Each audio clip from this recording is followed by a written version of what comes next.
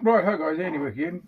Now, again, a few days later, and I felt that the spacing on this wasn't great, these little pieces, so I'm adding more. And instead of using the airbrush, which I have to clean between colours and mess around mixing paints and everything, I've got these little makeup sponges, which I got at my local trash and treasure store. What do you call it? Salvo store. Goodwill, I think you call them in the States. These little things, I got it for $1. So, and I've just been using the little masks that I used before. Just put them in place, and then just with the tip of this, with some enamel paint, just sponge them in. So I'll just do a couple. So I'm starting with the lighter colour first, so I could use some white down here somewhere, probably. And it doesn't have to be a complete surface. So what I'm going to do is just put a bit of tape across the bottom there so I don't get any white paint where I don't actually want it. There we go. So, white paint. And a bit of a mix.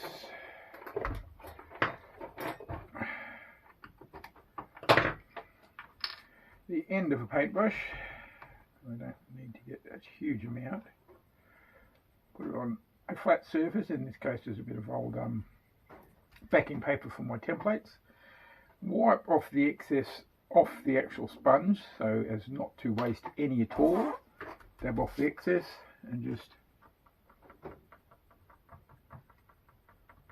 dab it on. Okay, so we need a bit more on the sponge. It's fair enough to be expected.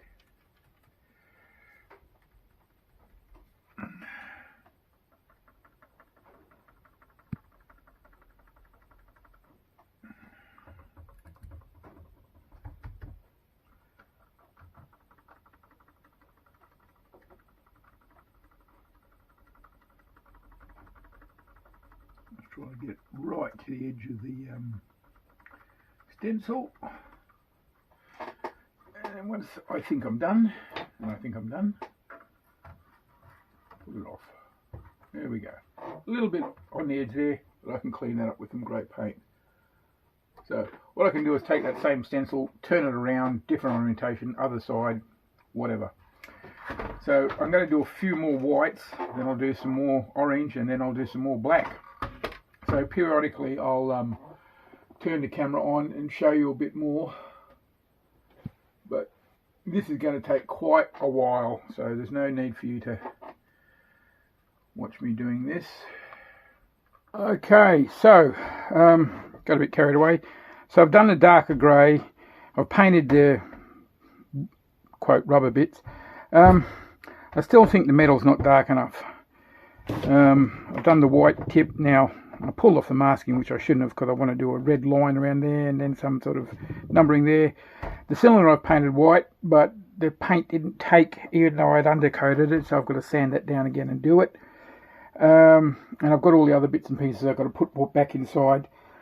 Got to paint these black. Still not really happy with the camouflage. I don't know if I'm going to do any more. I'm getting really tired and I've got so much other stuff to do. So, but now I'm going to leave it because there's too much paint that needs to harden up and I don't want to keep handling it because I'm starting to get smudges. So, that's it for now and I will continue tomorrow. See you later.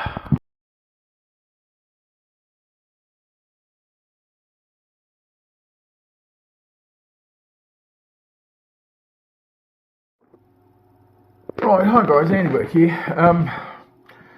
Now, back to work on the Xshot paint job. It's been a while because I've had other projects I had to finish for other people.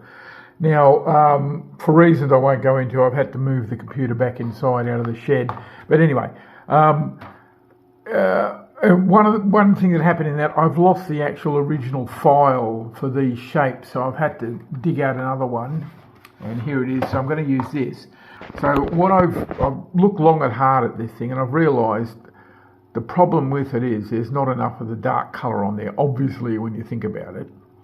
So I'm going to print out these little shapes and put a lot more of the black and the dark grey on, because the orange and the white are way too big. That's what I think the problem is. And because this gunmetal I painted up is almost the same as this grey, there's not a lot of difference, so I want to do that. But the way I'm doing it, I'm not going to use the actual masking film, because it doesn't tend to go around corners very well, and there's a lot of little sort of bevels and shapes here. So what I've done, I've got a bit of the old masking film backing, but I've covered it with masking tape, and I'm going to print it out on that and peel those off and stick them on. Yeah, so I'll get on with that and let you know how it turns out.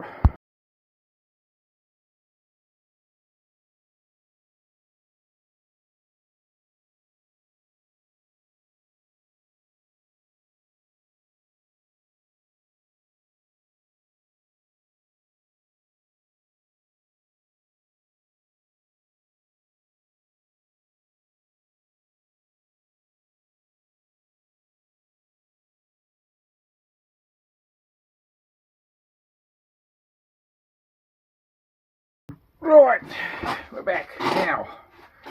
Just peel off some of these and see how we're doing.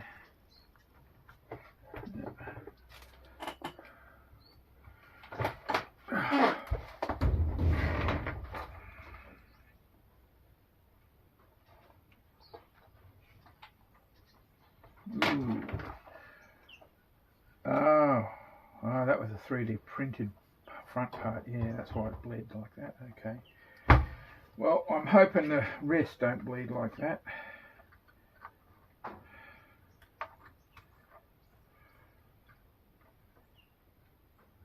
And it didn't, which I'm pretty happy about.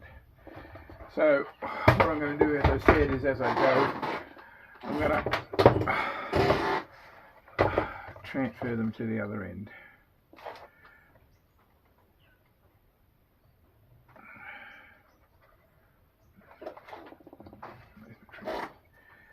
Tweezers.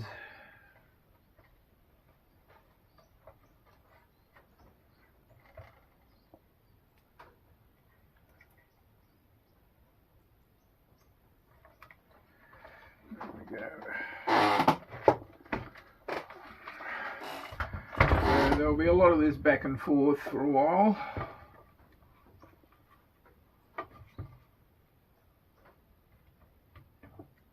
Ooh, that one. Oh, that was horrible, that one. Yes. Yes, the whole cotton wool buds thing was probably a failed experiment. So we won't be doing that. Again, we'll use the sponges because they did work the first time. So I'll turn the camera off now, transfer all these and get back to you in a minute. Oakley dokley. Now the paint's dried and I've already started doing the black wash, and yeah, I'm pretty chuffed. It's come out good because it's darkened it down a lot, so I'm pretty happy with that. So I'll just finish off, and when this is dry we can do the smoke and soot and stuff, and we'll be done. We've finally got this mix about the right consistency. Definitely 50-50 Tamiya XF1 black and 50% of their what is it, X20A thinner. And you don't want to wipe it off evenly. You want to leave it in the crevices where the dirt will accumulate. Accumulate. Especially around white. Light colours just dirty up so nicely. See, all that muck in there is really nice, but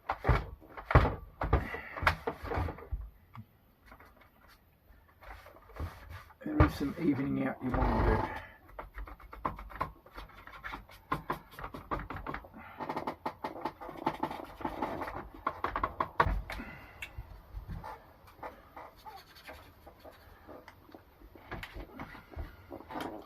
And always remember the underneath.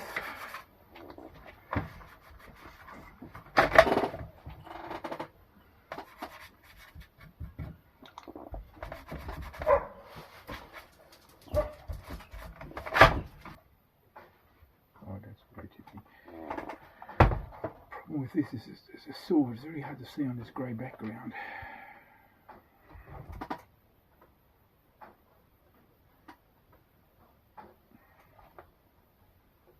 Anywhere that's sort of raised and it's going to catch things when the weapon is put on surfaces or pushed through doorways or whatever. Oh, got a puddle of black there. Even these areas can tend to wear.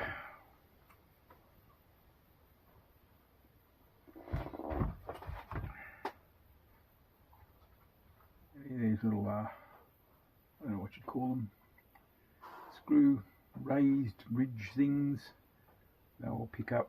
I was actually going to paint that one.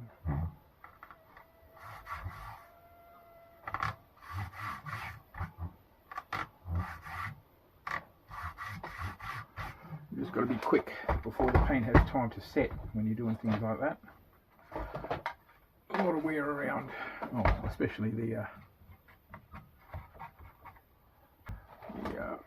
release mechanism and along the edge where the paint will chip.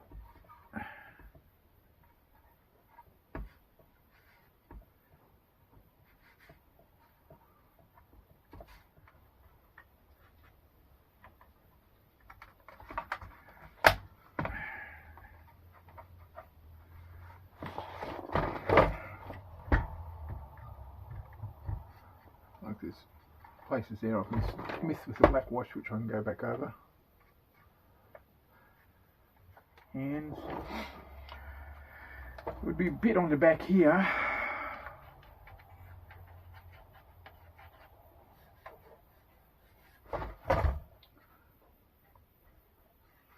On the bottom here.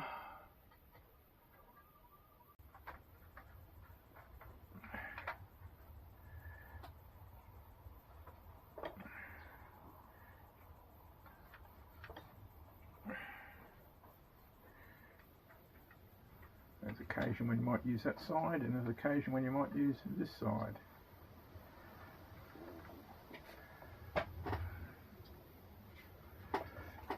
When you want a lot of wear, you don't want lots of dots. It's one big lump, and it's got a reasonably even edge. It doesn't sort of blend out, it just stops.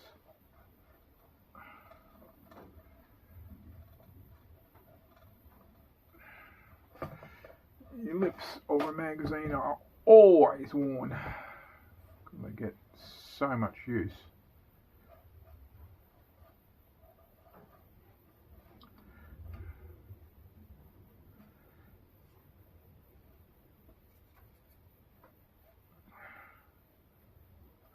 There we go. That's not too bad. Right, let's have a look at this so far. Story so far. Yeah, a little heavy on the silver there. It stands out, but that's because it hasn't been. Jesus, what was that? I think I just got hit by a spider.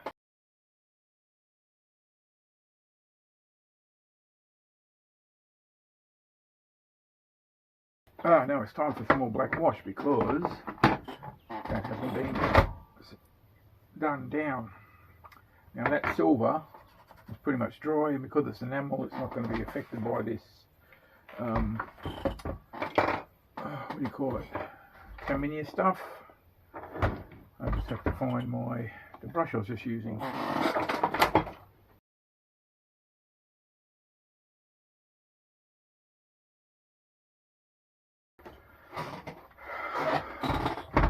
Well, that was the most bizarre thing I've ever seen. I just did the black wash on those bits and it took off all the silver. The Tamiya black 50/50 took off the silver when it's never done that before. That is perplexing, to say the least. So I'm going to have to put the silver back on, which isn't a issue. And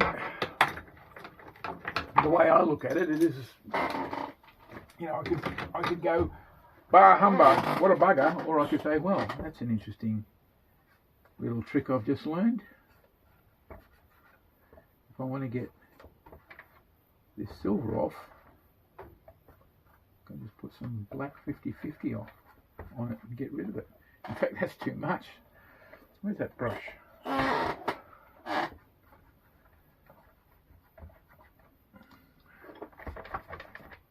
Look at that, it just takes it away. It shouldn't do what it does. That is amazing.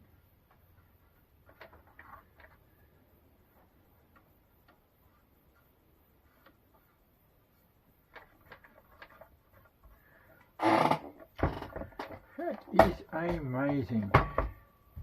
Well, this is a nice little trick I've just learned. That is done. I can jump into the smoke and soot, and I can actually have this thing finished in about 5 minutes, which I'm going to, because it's been going on for months. The airbrushing, and that's the usual thing. First, the light brown Japanese Ground Self-Defense Force XF72, followed by the NATO Black XF69. So we've got a lot of holes on this thing. We've got the muzzle, we've got those slots there, we've got these slots here, we've got these which I'm going to turn into holes.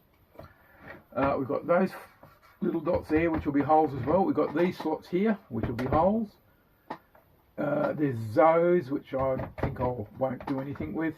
We've got the magazine, well, because smoke seeps out of there. Smoke will seep out of the catch here and the safety there, and even around the trigger grip. So we've got a fair few, so we've got to make sure we've got enough paint for both sides. I'm sure I saw another group of holes somewhere. Oh, also the ejection port, of course. A lot comes out there. And we've got a fair amount in there.